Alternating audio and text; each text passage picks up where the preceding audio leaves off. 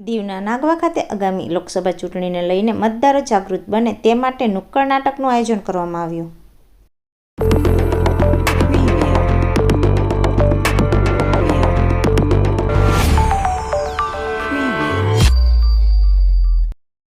કેન્દ્ર શાસિત પ્રદેશ દીવમાં આગામી 7 મેના રોજ લોકસભાની ચૂંટણી આવનાર છે, જેને લઈને મતદારોમાં જાગૃતિ આવે તે ઉદ્દેશ્યથી આજે દીવના નાગવા રાધેકૃષ્ણ મંદિર પર લોકોને જાગૃતતા લાવવા નુક્કડ નાટકનું આયોજન કરવામાં આવ્યું હતું.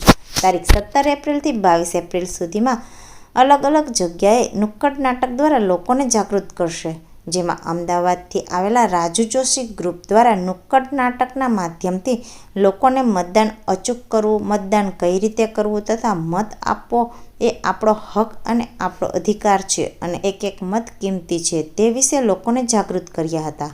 આ રીતે તેઓએ મતદાન જાગૃતતાની જાણકારી ઉપસ્થિત તમામ લોકોને આપી હતી. 17 એપ્રિલથી 22 એપ્રિલ સુધી તેઓ દીવ જિલ્લાના ગ્રામ્ય વિસ્તાર તથા નગરપાલિકા વિસ્તારમાં અલગ અલગ જગ્યાએ નુક્કડ નાટક દ્વારા લોકોમાં જાગૃતતા લાવશે.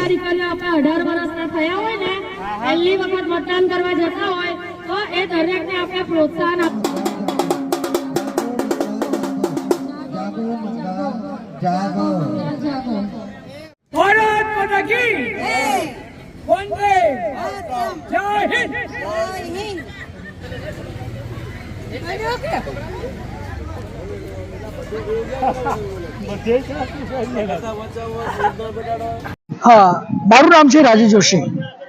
હું અમદાવાદથી છું અને અમારી ટીમ ઓલરેડી સ્વીપ અવેરનેસના કાર્યક્રમો કરે છે અને અમારું આજથી દીવ ખાતે સ્વીપ અવેરનેસનું નાટક પ્રોગ્રામો શરૂ થયા છે. આજે 17 તારીખથી લઈને તો છેક 22 તારીખ સુધી અમારે 48 ગામ કવર કરવાના છે. 48 જેટલા સ્ટોર્સ કવર કરવાના, દરેકે દરેક જગ્યાએ અમારા પરફોર્મન્સ બતાવવાના.